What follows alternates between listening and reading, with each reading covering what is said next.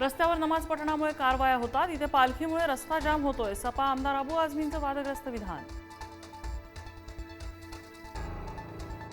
एक दिवसाच्या मुक्कामानंतर ज्ञानोबा तुकोबांच्या पालखीचं पुण्यातून प्रस्थान. ज्ञानेश्वर माऊलींची पालखी दिवे घाटातून सासवडला जाणार, तर संत तुकाराम महाराजांची पालखी लोणी काळभोरला विसावणार. राज्यात सध्या तरी ठाकरे बंधू आणि पवार काका पुतण्या एकत्र येण्याची शक्यता धूसर. दैनिक पुढारीच्या मुलाखतीत छगन भुजबळांचा दावा, तर शरद पवार कधीच भाजपसोबत जाणार नाहीत. भुजबळांनी मांडली रोखठोक भूमिका.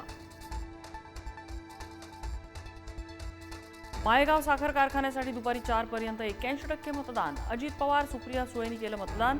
पवार विरुद्ध पवार प्रतिष्ठेच्या लढतीत कोण बाजी मारणार? 24 जूनच्या निकालाकडे लक्ष.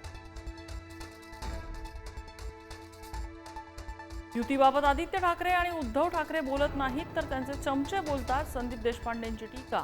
तर इथे येड्या गबाळ्यांच्या म्हणण्याला काही अर्थ नाही. संयम बाळगावा, संजय राऊतांचं प्रत्युत्तर.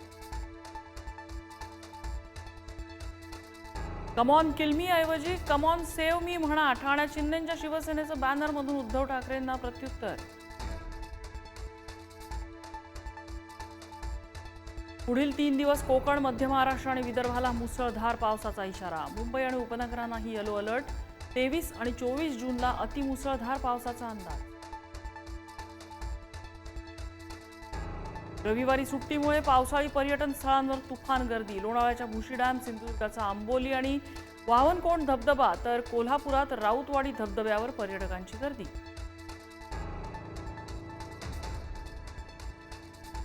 भंडारदऱ्यातील हरिश्चंद्रगड आणि रतनगडावर पर्यटकांना प्रवेश बंदी. पावसाचा जोर वाढल्यामुळे खबरदारीचा उपाय म्हणून वन विभागाकडून बंदी.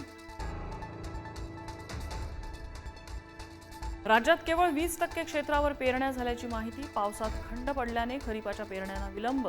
शेतकरी चिंतातूर.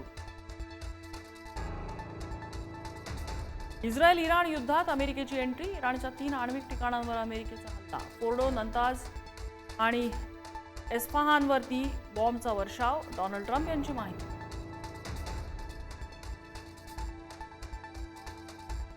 मध्य आशियात आता शांती पर्वाची सुरुवात. इराणवरच्या हल्ल्यानंतर डोनाल्ड ट्रम्प यांची पहिली प्रतिक्रिया. इराणने युद्ध थांबवावं, पुन्हा हल्ले करू नयेत, अन्यथा सोडणार नाही, ट्रम्प यांचा इशारा.